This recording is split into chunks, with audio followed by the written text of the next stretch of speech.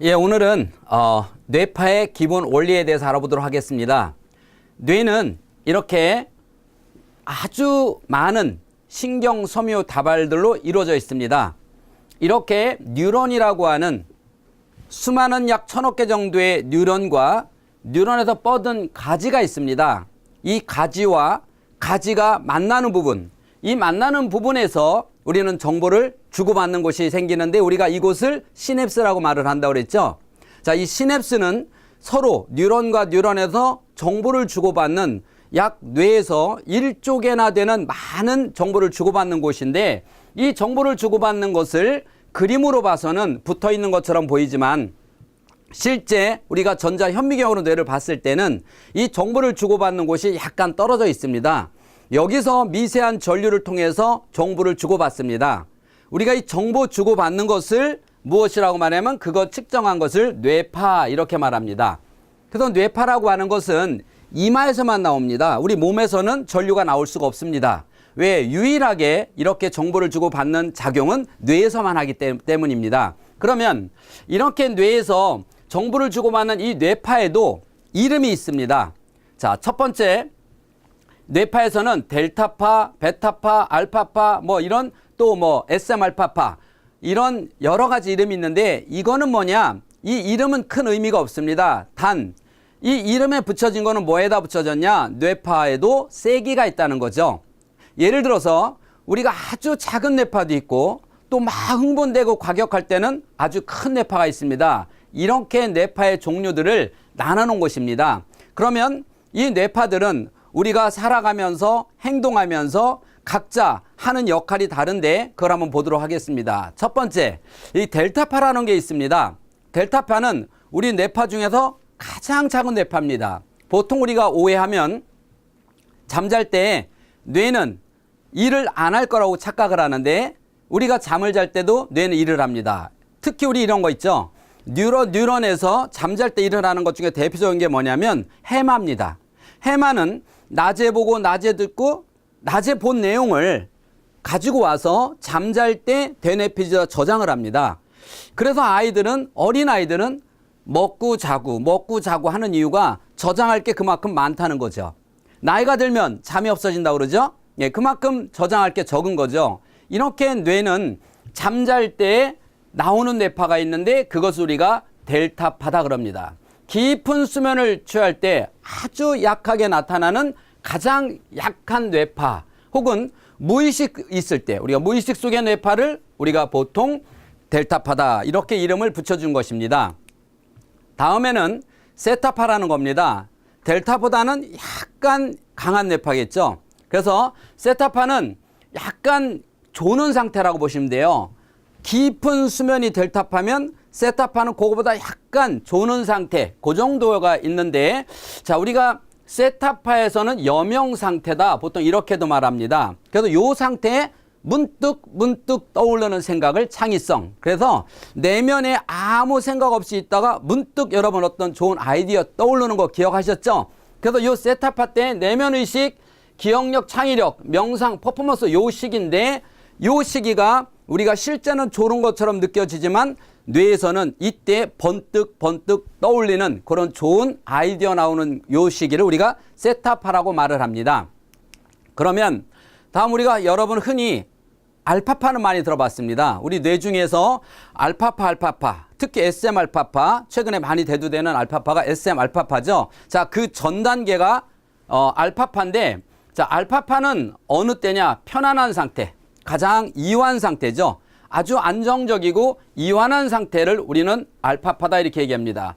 알파파 상태는 두뇌의 중립 또는 한가한 상태처럼 보이지만 아무것도 안 하는 것처럼 보이지만 사실은 스트레스에 지배받지 않는 자기 스스로 자신을 조절하는 그래서 이런 알파파를 꾸준히 유지하는 사람은 뇌가 건강한 사람이라고 우리 흔히 말할 수 있습니다.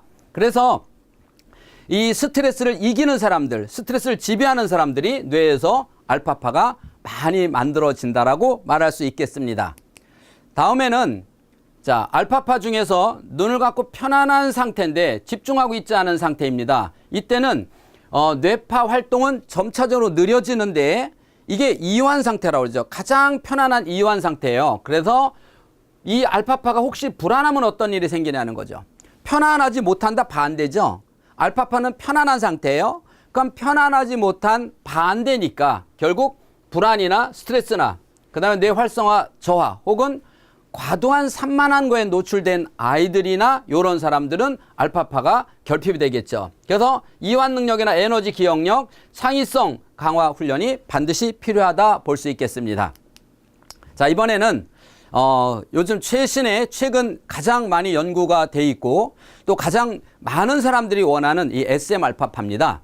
자, SM 알파파는 알파파의 가장 끝 지점을 말하는 겁니다. 가장 끝 지점을 말하는 건데 다시 말해서 알파파 중에서 가장 높은 뇌파가 나오는 그 지점을 우리가 SM 알파파다 이렇게 말을 하고 있습니다. 자, 그러면 SM 알파파는 생리적으로는 이완 상태.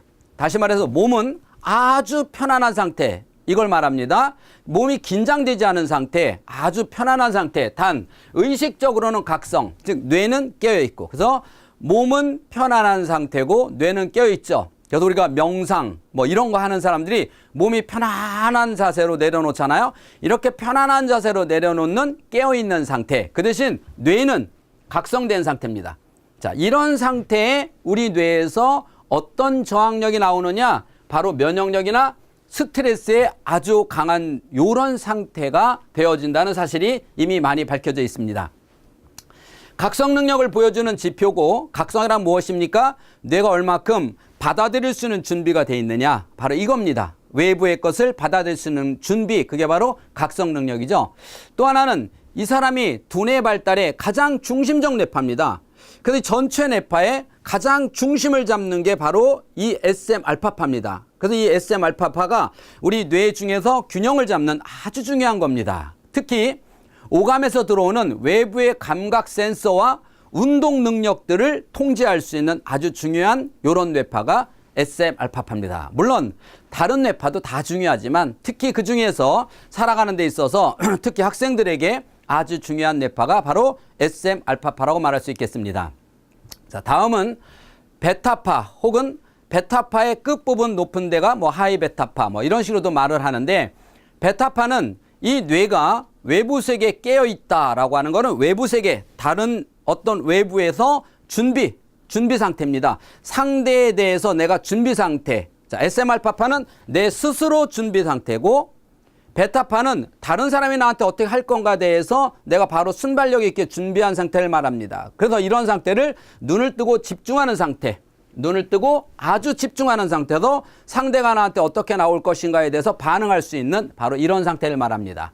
이런 상태는 아주 구체적이고 특별한 문제를 다룰 때, 즉 전체적으로 몸과 뇌가 함께 집중돼 있을 때 이렇게 보시면 아마 가장 이해가 잘 될 겁니다.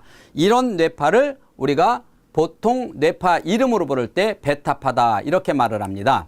자, 그러면 베타파는 일반적으로 외부 세계에서 깨어 있을 때 눈을 뜨고 집중할 때 구체적으로 특별한 문제를 다루고 있을 때 이렇게요. 그래서 이 베타파는 헬츠로 보면 약간 높은 헬츠를 말합니다. 그래서 가장 끝쪽 헬츠인데 보통 14에서 40헬츠 사이에서 두뇌에서 가장 지배적이고 강력한 활동입니다. 자, 그러면 자, 상대가 나한테 어떤 일을 할 때 어떤 동작을 취할 때 내가 반대로 여기서 그 대처할 수 있는 능력, 민첩성, 각성, 깨어있다 이 뜻이죠. 집중. 다른 데는 보지 않고 그 한 부분에 어떻게 나올 건가 그 한 부분을 집중해서 바라보는 집중. 그 다음에 인식. 내가 이걸 어떻게 빨리 뇌가 판단해야 되니까 인식과 관련되어 있습니다. 그러나 이것이 평상시에도 이렇게 나온다면 그거는 매우 불안한 상태겠죠. 어떠한 일도 아닌데 매번 뇌가 집중돼서 산다면 얼마나 힘들겠습니까? 자, 그래서 이런 게 과도하면 또 뇌에는 문제가 생기겠죠. 자, 그러면 자, 뇌파가 약할 때 나타나는 현상은 무엇일까요? 한번 보도록 하겠습니다. 자, 우리가 흘시 델타파. 자, 델타파는 깊은 수면을 취할 때입니다. 그런데 이 델타파가 제대로 나오지 않으면 어떤 면이 생길까요? 자, 당연히 불면증이 나오겠죠. 그렇죠? 불면증이 나와서 잠을 자는데 뇌는 깨어 있어요. 그러면 예를 들어서 깊이 자야 되는데 꾸벅꾸벅 조는 것처럼 자게 되면 어떤 일이 벌어집니까? 누워 있는데 그렇죠. 저는 보통 커피를 오후에 마시면 이 커피는 카페인이 뇌를 보통 한 6시간에서 10시간 정도 각성을 시킵니다.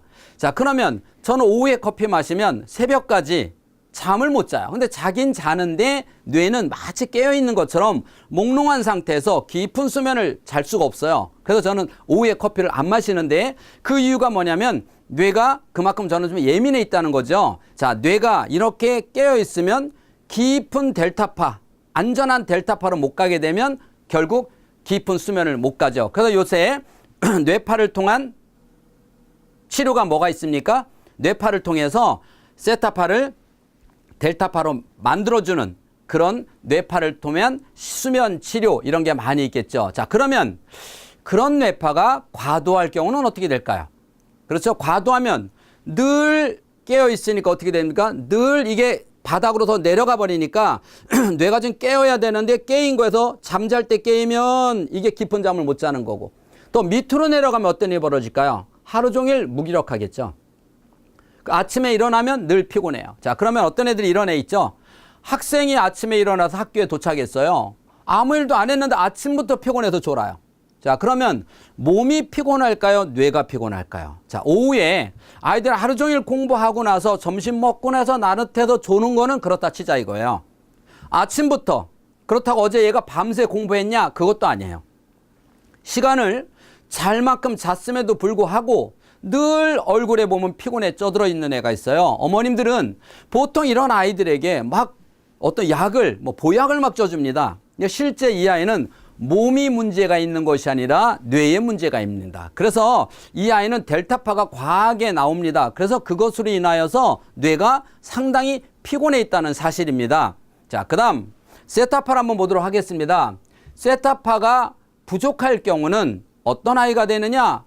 아주 첫 번째 애가 예민합니다. 별것도 아닌데 예민하고 징징거리고 화 잘 내고 잘 삐지고 이런 애가 되면서 또 하나는 약간 우리가 볼 때는 무기력 고지식해 보입니다. 다시 말해서 창의성이 부족합니다. 어떤 아이디어나 열정이나 이런 게 없습니다.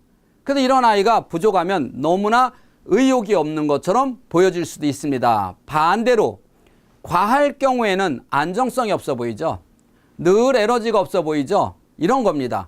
그래서 우리가 볼 때는 이 어떠한 뇌파도 그 사람이 나와야 되는 기본 뇌파 수치가 있습니다. 이렇게 수치처럼 뇌파가 안정되다는 것은 우리가 얼굴도 균형이 잡혔다 이런 게 있습니다. 코만 크다든지 눈만 크다든지 귀만 크면 균형이 잡히지 않은 것처럼 뇌파도 그렇습니다. 이 아이는 델타파는 이 정도, 세타파는 이 정도, 알파파는 이렇게 나와야 되는 기본이 있습니다. 그 기본에서 부족한 경우와 과한 경우에 지금 예를 들어드리는 겁니다. 자, 그 다음 알파파 한번 보겠습니다. 뇌파가 약할 때 특히 알파파가 약하면 어떤 일이 벌어지는가 한번 보도록 하겠습니다. 자, 알파파는 긴장과 불안에 매일 수 있습니다. 자, 그 다음에 과한 데는 급한 것이 없고 무기력합니다. 그럼 매세 맺고 끊는 게 없습니다. 다시 말해서 알파파가 올라가면 늘 뇌가 예민해 있죠. 즉 각성되어 있는 상태니까 항상 긴장 그리고 불안 이런 데 매여 있죠. 그래서 우리가 흔히 마음이 여린 사람은 걱정하지 말아야 해도 될 일을 늘 걱정을 이렇게 합니다. 그래서 늘 고생을 사서 한다라고 하듯이 이렇게 알파파가 부족한 아이는 늘 아이가 뇌가 긴장되어 있는 상태입니다. 그러다 보니까 에너지를 많이 먹습니다. 우리 몸은 어느 때 에너지를 쓰냐면 운동할 때요. 그래서 우리가 운동을 열심히 할 때 그때 우리가 적외선 카메라로 몸을 찍어보면 우리가 운동하고 있는 부위는 에너지가 돕니다. 그래서 그 부위는 색깔이 붉은색으로 이렇게 보여집니다. 그런데 뇌도 마찬가지예요. 에너지가 돌면 뇌는 역시 어떻게 할 때 긴장할 때 불안할 때 생각할 때 막 이럴 때는 뇌를 찍어보면 운동할 때가 아니라 긴장 불안 혹은 어떤 거에 깊이 생각하고 할 때 뇌는 붉어집니다. 자, 그러면 이렇게 편안할 땐 편안하고 긴장할 때 긴장하고 이래야 되는데 항상 뇌가 긴장돼 있다고 생각해 보세요. 그럼 얼마나 뇌가 피곤하겠습니까? 자, 또 하나 그러면 알파파가 너무 많이 나오면 즉 알파파는 편안하다 그랬죠. 편안한 게 더 많이 나와버리면 어떻게 되는 거죠? 그러면 얘는 급할 것이 없죠. 그렇죠? 그 다음에 무엇을 해야 되는데 늘 늘어지죠. 그래서 늘 세워라 내워라 하는 뇌를 갖고 있습니다. 그래서 이 아이는 일상생활이 그게 빨리 해라 빨리 해라 빨리 해라 할 때는 되는 것처럼 느껴지지만 그거는 외부의 푸시에 의해서 움직이는 거고 본인의 뇌는 그게 조절이 안 됩니다. 그게 조절이 안 되니까 항상 이 아이는 문제가 되죠. 특히 여기서 이제 SM 알파파는 이제 빠져 있는데 여기서 SM 알파파라고 하는 거는 어떤 영향을 미치냐라고 하는 거죠. 나사에서 이런 실험을 했었죠. 우주선에 들어가 있는데 그 우주선에 아주 약한 그 가스가 들어왔을 때 그 가스가 인체에 미치는 영향을 알아보기 위해서 고양이를 대상으로 실험을 했습니다. 그래서 고양이를 대상으로 해서 실험을 하면서 거기에 가스를 들어갔을 때 이랬을 때 많은 고양이들이 죽었는데 끝까지 살아남은 고양이가 있더라는 겁니다. 도대체 이 고양이는 도대체 왜 살아남았을까라고 그 고양이를 관찰하게 됐는데 그 고양이들에게 어떤 표식이 있었어요. 근데 이 고양이는 어떤 표식이 있나 봤더니 별도의 실험군을 거쳤던 고양이들이라는 겁니다. 근데 이게 어떤 고양이인가 봤더니 바로 우리가 먹이를 줄 때 종이 울리고 소리가 나면서 먹이가 주고 항상 이런 실험을 하면 고양이가 어떤 소리가 날 때마다 뇌에서 적당한 긴장 상태에서 있는 즉 SM 알파파가 나오도록 훈련한 고양이들이라는 겁니다. 그리고 인도나 이런 데 가보면 왜 명상하는 사람들 있죠. 나무 위에서도 거꾸로 매달려 있고 뭐 어느 사람은 심지어 아니면 땅속에 묻혀서 일주일씩도 막 하고 있는 이런 사람들 이렇게 깊은 명상에 있는 사람들의 뇌도 검사를 해봤더니 똑같이 이 고양이가 나왔던 그런 SM 알파파가 나오더라는 겁니다. 그래서 SM 알파파는 우리가 인생을 살아가는 동에서 저항력, 외부에 대한 병에 대한 아주 저항력이 아주 강한 뇌파가 바로 SM 알파파입니다. 그래서 SM 알파파가 높으면 학습이나 인간관계에서도 상당히 뛰어난 뇌를 만들 수도 있지만 특히 이런 병에 대한 저항력도 아주 많다는 것이 많은 학문이나 연구 결과에서 밝혀진 것입니다. 그러면 자, 이러한 것이 적당한 균형을 이룰 때, 즉 알파파가 알파파로서 정확한 균형을 이룰 때 가장 뇌파는 적당한 흐름을 이룰 수가 있습니다. 자, 그다음 베타파를 보겠습니다. 매사에 의욕이 없고요. 또 과다할 경우는 산만합니다. 예를 들어서 이런 거죠. 한 사람이 아이가 가장 학교에서 앞자리에 앉아 있습니다. 앞자리에 앉아 있는데 이 친구가 지금 친구들한테 왕따를 당하는 친구라고 가정을 해볼게요. 친구가 너 이거 교실 끝나면 화장실로 와. 예를 들어 이렇게 얘기를 했어요. 그럼 얘는 수업 시간에 앉아서 공부하는 내내 마음은 어디가 있냐는 거죠. 늘 그것 때문에 긴장이 돼가지고 어떻게 해야 될까 긴장, 불안, 초조 때문에 가장 앞자리에 앉아 있지만 선생님의 말씀은 귀에 안 들어오죠. 만약에 이 아이가 그 전체 아이들 중에서 IQ 검사했더니 머리가 가장 좋다라고 가정을 해볼게요. 아무리 머리가 좋아도 이 아이는 당연히 마음이 생각이 다른 데 가 있으면 그렇죠? 긴장, 불안, 초조한 상태에서 다른 데 가 있다 그러면 아무리 머리가 좋다 하더라도 결국 시험 보면 좋은 점수를 맞을 수가 없다는 사실이에요. 자, 그러면 결국 이 아이는 수업 시간에 안전은 있지만 산만한 행동을 하겠죠. 그리고 산만한 행동을 하고 또 그 행동 자체를 본인이 통제를 못 하겠죠. 자, 이런 아이들이죠. 그래서 이렇게 뇌가 다른 데로 가 있는 아이들은 베타파가 과한 아이들은 공부 시간에 어떻게 해요? 앉아서 계속해서 다리를 움직이는 아이들, 계속해서 지우개다 구멍 파고 앉아있는 애들, 아니면 생각이 계속 다른 데로 나가는 이런 아이들이겠죠. 자, 이런 아이들이 대부분의 많은 아이들은 머리가 나빠서 공부를 못하는 것이 아니라 이렇게 뇌파의 균형을 잡지 못해서 학습이 떨어지는 애가 많습니다. 그러면 이 친구가 예를 들어서 이런 아이가 1교시를 끝났어요. 끝나고 화장실 갔더니 그 친구들이 미안하다. 우리가 너를 그동안 왕따시켜서 미안한데 앞으로 우리 정말 사이좋게 지내자. 알았지? 하고 정말 이제 좋은 화해를 이뤘어요. 자, 그 다음 이제 2교시를 또 들어왔어요. 자, 그러면 1교시 때 이 아이의 뇌파를 찍어보면 이 아이 뇌파는 분명히 가장 강한 40Hz에서 아마 노릴 겁니다. 왜? 지금 이 아이는 수업이 끝나면 바로 친구들한테 끌려갈 생각을 하고 있으니까 얼마나 긴장 불안 초조가 돼 있겠습니까? 자, 그러니까 당연히 뇌파는 40Hz로 가장 강한 뇌파로 떠 있을 겁니다. 자, 1교시가 끝났어요. 끝나고 거기서 합의가 다 됐어요. 화해를 했어요. 자, 2교시 다시 뇌를 찍으면 이렇게 약 8에서 14Hz 정도의 낮은 알파파나, 왜? 공부를 해야 되니까 알파파나 아니면 SM 알파파의 뇌로 돌아와야 됩니다. 그런데 만약에 돌아오지 않았다고 가정을 해볼게요. 이 아이가 해결이 됐음에도 불구하고 이런 뇌파예요. 왜 그러냐? 이 아이는 처음부터 그런 뇌파를 가지고 있다, 이런 겁니다. 자, 그게 무슨 말이냐? 제가 많은 아이들이 연구소에 와서 뇌를 검사해보면, 제가 뇌를 검사하면 자, 가만히 앉아있어 이러고 검사하지 움직이면서 뛰면서 이렇게 뇌를 찍지는 않습니다. 가만히 앉아있는 상태에서 뇌를 검사했으면 대부분 알파파가 자기 헬츠로 나와야 됩니다. 자기 헬츠 범위 안으로 들어가야 되는데 이 아이가 알파파가 자기 헬츠 범위로 들어가지 못하고 이 아이의 뇌파가 과하게 나옵니다. 역시 베타파도 과하게 나옵니다. 즉 전체 뇌파가 과하게 나오면 어떤 일이 벌어지느냐? 아, 얘는 학교 가도 집에 있어도 어디 사회교육, 즉 공부를 해서 학원을 가도 결국 이 아이는 공부하다 오는 게 아니라 앉아있다 오겠구나, 이런 생각을 저를 합니다. 그래서 얘기하죠. 얘한테 가장 중요한 거는 뇌파를 조절할 수 있는 힘이 있어야 된다는 거죠. 자, 그러면 과연 뇌파는 조절할 수 있느냐라고 하는 겁니다. 있습니다.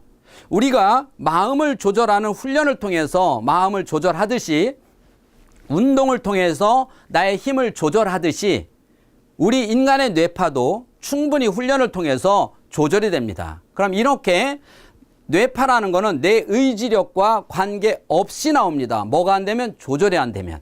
그러면 얘는 그렇게 친구들 관계 해결되고 와서 자, 이제 선생님 말씀 잘 들어야지 라고 앉아 있는데도 불구하고 나도 모르게 이 나도 모르게 뭡니까? 내가 나의 뇌를 통제하지 못한다. 즉 생각이 행동을 통제하지 못하는 경우를 말합니다. 나는 공부 시간에 정말 공부를 잘해야지라고 생각했는데 뇌는 다리를 떨고 손을 떨고 혹은 생각이 딴 데로 가고, 이렇게 벗어날 수 있다는 겁니다. 어떻게 되면? 뇌 균형이 맞지 않으면. 그래서 먼저 훈련을 통해서 생각 안으로 뇌가 들어올 수 있도록, 그래서 생각이 뇌를 조절할 수 있도록 해주는 이러한 것들이 뇌 교육, 뇌 훈련이라고 말할 수 있습니다. 그래서 교육과 훈련은 합쳐져서 바로 우리가 할 수 있는 가장 중요한 거는 생각과 행동을 함께 돌려주는 겁니다. 자, 그러면 이렇게 전체 뇌파 4가지를 봤을 때